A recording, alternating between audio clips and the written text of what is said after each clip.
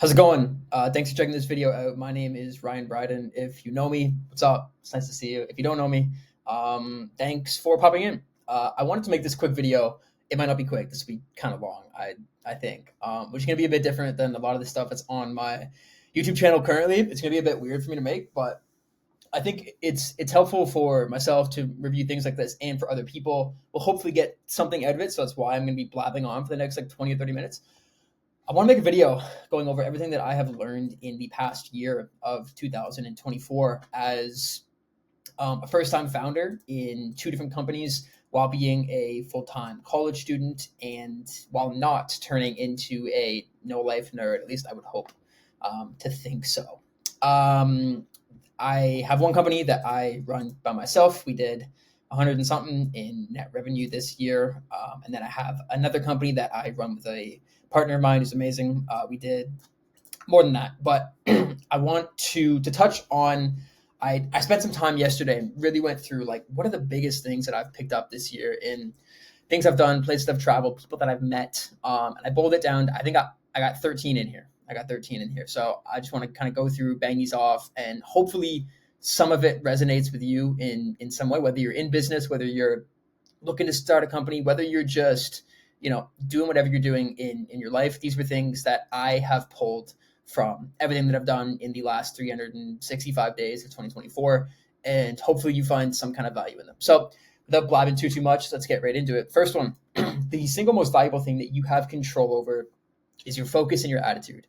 Your brain power and your perspective on your life will bring you as far or as short as you want it to. I know too many people that I feel like have a lot of potential, and potential is a really dangerous thing. That's why, for myself coming into this year, it was weird. Like I came into 2024 with a lot of goals, with a lot of visions of things that I really wanted to do. And the problem is that potential and the things that you desire and want don't really matter unless you can produce it as an output. And the number one way that you can do that is focus. I realized this year that I have terrible focus, or that it was something that I really had to train at. I think a lot of us do. I think the main reason of it is because of social media, is because of short form content. You hear like the whole brain rot stuff, and I think it's real. It's true. Like there were times where I literally could not sit in front of my desk and focus on something for more than 30 minutes, 40 minutes. Like it was terrible. And so I really had to focus on learning to focus. And I don't think it's talked about enough. And I think it's extremely real that everybody needs to do a way better job of. I need to do a way better job of. And it's the number one thing that you have control over. If you're able to focus and get more of an output than the other person, you have an objective advantage. The other thing that ties into this that you have full control over is your attitude. Your attitude, like I think there were times this year when I got kicked in the mouth. It was I didn't have the best attitude at all times, and a lot of these lessons you'll find that I picked up on like literally in the last few months or in the last few weeks or something like that. And I think attitude is an absolutely massive thing, whether you believe in manifestations and that kind of thing. I believe there is no downside of having an extremely optimistic and positive attitude all the fucking time. Like there's no problem with placeboing yourself into looking at the most positive situation every single time that you can, especially when it is just one of the things that you have full control over. Like you are in full possession of how you see things, of how you feel. So I think these two things were things that I didn't have a great grasp on in 2024, and that I have a lot more focus into for 2025 that I think is going to be really helpful for me. Number two is being exceptional requires being an exception every single time. Now, this one, like, I don't want to make it seem like I am some fucking, outlier, some crazy thing, but I do think to some extent, if you want the things that, the traditional population does not have, whether that be freedom, whether that be money, whether that be wealth, you have to do things that other people don't. I believe that it comes down to that. Like if you just look at, if you work harder, if you, do, whatever you decide is better things than 99% of the population, you would hope and you would expect that the results that you would get from that would be better than 99% of the population. So if you want to do great things, you cannot expect to follow the same path as a lot of other people and expect a different result. That just doesn't make any sense. So I think for myself, like, I knew that I had to just bust my tail off this year, especially being in like my first full year of business. I knew that I had to work really hard. I knew I had to maybe do some things that, some of my other friends weren't always doing, or, sometimes I had to miss things here and there, or, just things like that. Being exceptional, if you truly want to be exceptional, you have to be, by definition, an exception. So something that I just kind of thought of more this year, that I learned this year, is that, I don't really think you can have one without the other. So yeah, again, just a little tidbit, little life nugget. Three, excuse me. 100% of the momentum that you create in your life moves as a cohesive unit. You cannot excel in business without excelling in the gym, in your social life, and as a man. Every department of your life is connected and moves as one. At least in my opinion. I have, and I'll say four too, because I think they tie into each other. But I said monk mode, quote unquote, or cutting off other aspects of your life other than just your work, or like your main thing that you're focusing on, is one of the worst things that you can do for yourself, and bonus points of fucking yourself over if you're under like 26. These two things, right? When the summer started, it was back in about May, and I was back home at my parents' house for a bit, and you know, a lot of my friends were working internships and they were busy, and my girlfriend was traveling, doing an internship in Europe, and it was really just me, right? And so I told myself, I was like, you know what, man, I'm gonna go into a monk mode. Like I'm just gonna just do work and shit like that. And it like messed me up, man. Like I went through, like, I wouldn't call it a dark time, but I just felt like shit. I felt fucking terrible. I think it was like June was just a bad month for me. It was not fun.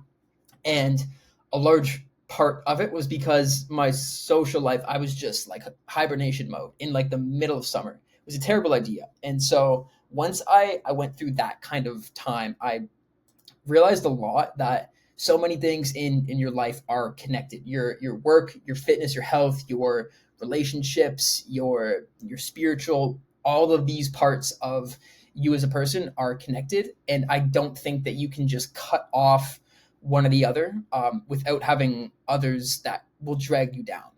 And I personally, at least, came to the conclusion that I always feel my best when everything is dialed, man. Like when the work is dialed, when my health is really good, I'm eating good food, I'm in the gym 4 or 5 times a week, I'm running, cardio. I should have put cardio in here. I don't think I did, but cardio.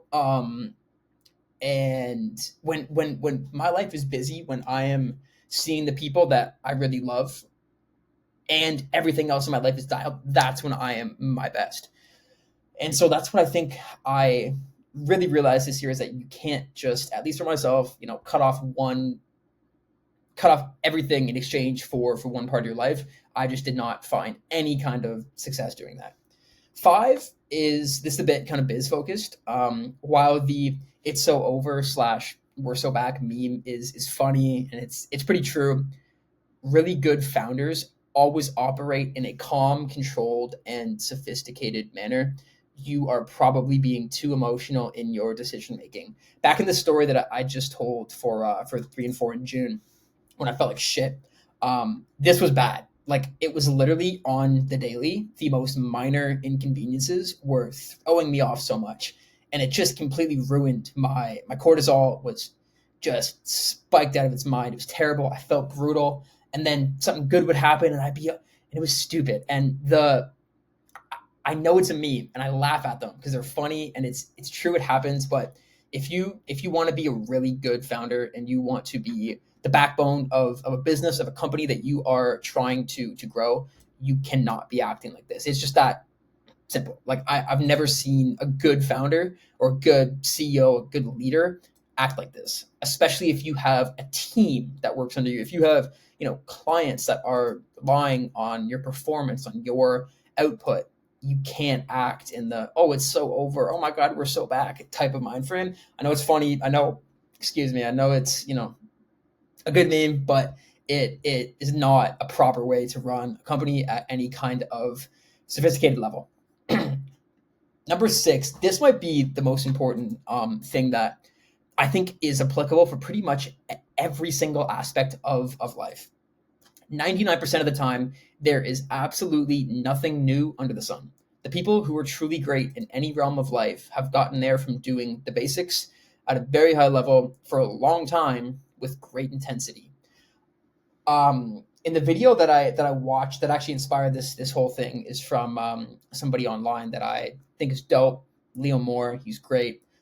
He brought up the idea of like, you know, Chris Bumstead, who if you don't know is like I think 5-6 time bodybuilding champion, right? He's not doing any different kind of lifts. Like there's no secret sauce. There's no, yes, there is, knowledge gaps in some things, but when you get to a certain point, like it's just doing the basics that you probably already know at a high level for a long fucking time at a great intensity. I spent a lot of money on a coaching program this year for business owners like myself, and it was great. Like I credit so much of what happened to me this past year to the guys at Client Ascension, like so helpful. And at the end of it, you look at everything that they're teaching you, and you come to realize at a certain point that it's not like it's completely groundbreaking information that isn't available on the internet, or that you probably wouldn't gain from experience. It's basic things, but doing them at a very, very high level and intense. You're doing the reps properly. You're not half-assing shit. You're not slacking in this department and just hoping that it blows over. You're producing the content. Your ops is dialed. Your hiring process isn't slacking. I think there's just nothing that is a secret sauce. And if you see people talk about that online, it's probably just to sell some BizOp coaching program. That's probably pretty garbage, because the people that are truly great, it's literally just this. I promise you. And people that are tenfold ahead of where I am, I think would probably agree with me that it is just this. Next is kind of on like a wealth thing. I believe that setting yourself up with probably like 100-200 grand liquid cash at a young age can really set yourself up for the rest of your life if you put it in the right vehicle. And I don't mean throwing it in the S&P 500. There's no problem with that at all. But again, depending on what your goals are, I don't think that being the age that I'm at, I'm just going to be a lot riskier with this capital. Like this is the main thing I'm trying to stack right now, right? And am I investing parts of it? 100%. You don't be a fucking idiot. And I wrote here, don't buy a car or a stupid fucking watch. Don't do it. Not yet, at least. But I think when I say put it in the right vehicle, when I came into this year, like I had, it was bad, dude. Like Zippo, pretty close. It was just, broke college student. And I think the first 100, super scrappy. And I'm still kind of trying to transition out of that mode right now, where it's like, you're taking every deal, you're taking the shit clients, the bad offers that you're not 100% sure that you can do a great job with. That's what I'm in the process of transitioning out of right now, and trying to get this set up. And then, put my focus, put my brain power, put what I'm doing in the right vehicle to, move to the next kind of, financial milestone. But I think if you don't have this yet at a somewhat young age, don't you dare go out and buy a watch or some stupid shit. So yeah, this is again just personal, but this is what I'm currently trying to do. Um, and yeah, hopefully next year I have done so and have a way better, um, you know, update for you on how this has gone. Because I could be totally wrong. I have no idea. This is what I've heard. I like how it sounds. I am trying to do this. Number 8, the best skill that I have developed is that I am a very good self motivator. I think you need to have some kind of, you know what, fuck it, get up and get it kind of muscle in your body to be successful, especially as a founder. That's just what I'm kind of speaking on. It's funny. Most of my roommates that I live at school here with, and I'll kind of talk about that a bit more. I think in one of these next ones, is or that they like joke with me about is that I'll come down for like I don't know like breakfast or lunch, and I'll just like either say to myself or I'll like tell them like yo like I'm so tapped in, I'm so dialed in, I'm fucking locked, and just always have or not always, but I would say a good 95 maybe percent of the time I have this like fuck it like let's go get it kind of muscle in my body, and I think it's a really good skill to have. I think if you're operating in like an entrepreneur space and you run something yourself and you don't have a boss, you don't have somebody that's telling you to do shit, this kind of skill, this kind of thing that you have to just get up and get it, like you are dialed in, you have to, and if you don't have it, develop as quick as you can. I think it's probably one of my, I guess, favorite or one of my most applicable traits that I think has helped me, get to where I am now, which I'm not saying is very far, but just, I think it's a good skill to have. That's all. Number 9, the number one thing holding people back from literally everything that they want is not a lack of knowledge. It's not their situation, although that's probably part of it. It's not a lack of ambition. It's distractions. Fucking distractions, bro. Like I don't, and I'm not saying that I am that good with this, but it's just something I've picked up on and noticed. Like so many things in your life that are distracting you every single day. You know what I mean? And it could be people. I guarantee you that it's this. It's your phone right here. It's women. It's like whatever it is in your circumstance. So many distractions that are the number one thing that is holding you back. I think a lot of people. It's either one of two things. It's I don't have everything in place right now, or I need to have everything in my life perfect before I take that next step. It's either that or it's just you are distracted from doing it. You say that, you want to do this, you want to get in great shape, but the Burger King down the street is your distraction. You want to get in a great relationship, but the on whatever girls on your phone are your distraction. Like that is the biggest thing that I believe is holding a lot of people back from whatever they want to do in their life. It's not an ambition thing. It's not knowledge. It's not like, oh, I don't know how to do. Like you could probably figure it out, dude. Like YouTube exists. It's distractions. And so going into 2025, like for myself, it's not like oh, let's do a bunch of new stuff and let's blah blah blah. It's more cutting things out. I think is going to be the actual thing that moves the needle a lot for yourself and your life and your business, whatever you're trying to do. If I'm out of breath, I'm sorry. I'm yapping for 20 minutes and I just came back from the gym, so I apologize. 10, we got a few more here. I think good truly is the enemy of great. When you start to get a bit of an ego, when you become good, you must get rid of it if you want to be great. I have an interesting story about this. This happened pretty recently. It was probably like September, October. And like things have been going pretty well for me. Like I was hitting some financial milestones in the business that I was really shooting for and trying hard for. And it's like when you get or you feel like you get out of that like beginner stage, it's like you almost get this like, this little extra swag, but you have to be careful with that.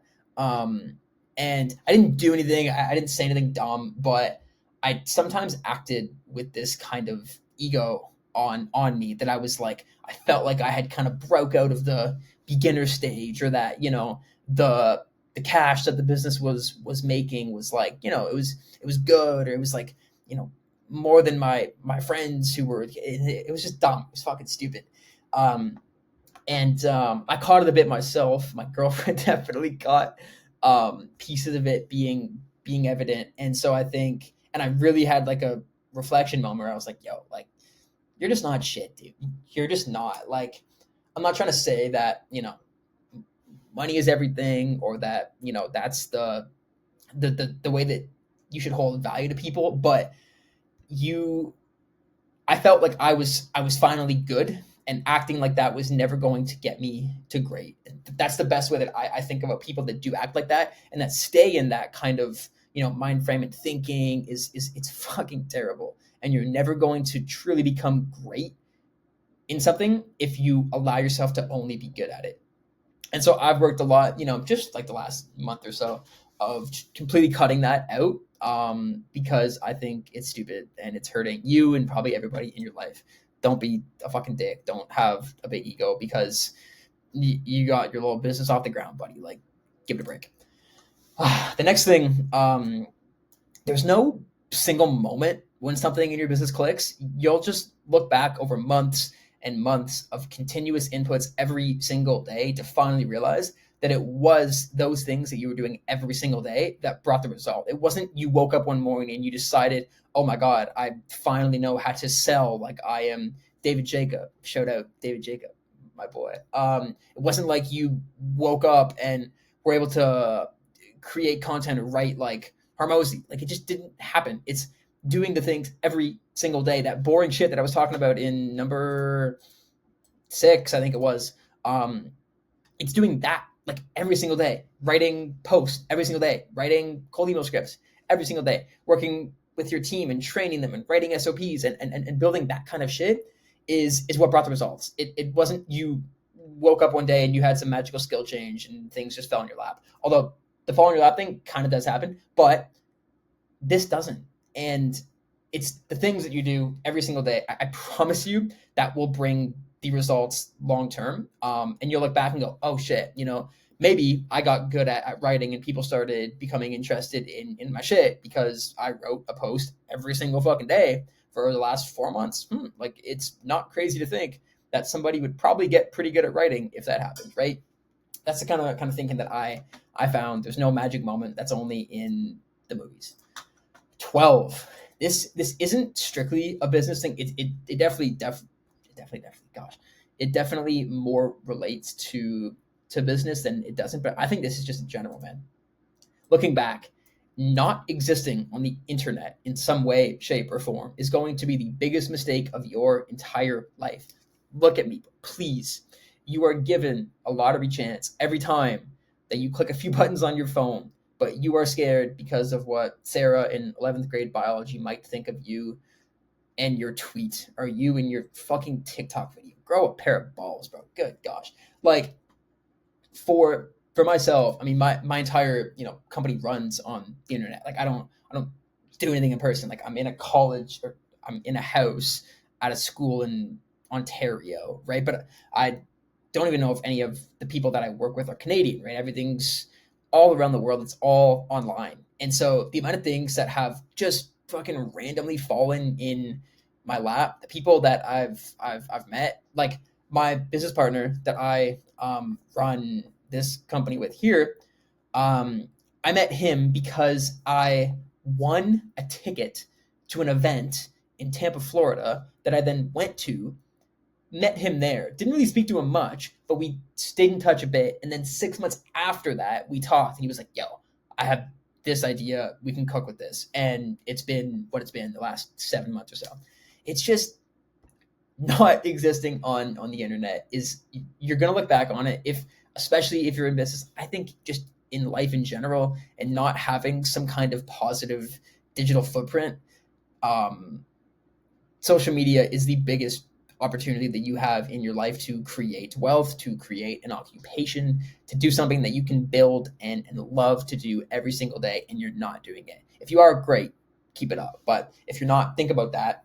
The final thing that I have, man, if I was to just summarize everything that I have learned in this past year, it would be this. It would be work your fucking tail off, lift heavy weights, eat the good food, be in love with a pretty girl, spend as much time as you can with family, friends, praise God, and enjoy every little detail that you have in your life because you have one chance, bro. You got one chance. I don't want this to be some crazy like motivational video type thing, but you know, I was finally able to make like a pretty good stride in my life this past year, and still at the end of it being in the place that I wanted to be going into the year. This is all it is, man. Like seriously, work work your butt off, be in shape, eat good food, love the people in your life, praise God, and enjoy the life that you have because you're going to look back on being a 21-year-old living with your four best friends in college and realize that that was the good old days. You know what I mean? You're never going to have this point of life that you're in, whether you're younger than me, whether you're older than me, does not matter, man. This, at least in my opinion, is all that has helped me get to where I am now and achieve some of the goals that I set out for this year. And I think that it's all that you need to achieve yours. So I hope this helped in some way. I hope maybe you grab some kind of knowledge tidbits from any of this. I know I've been yapping for 26 minutes. 2025 goals, man. I don't even know. Well, I do, and they're pasted around my room. I definitely have a few ideas. I definitely want to run up these a lot further. I want to travel a bit more. I want to graduate school, which would be cool, and do more of this and play more Benny the Butcher in the gym. So that's all I got for you guys. I hope this helps in some kind of way. And if you've been with me for 28 minutes, appreciate you a ton. So enjoy your day and like and subscribe. Peace.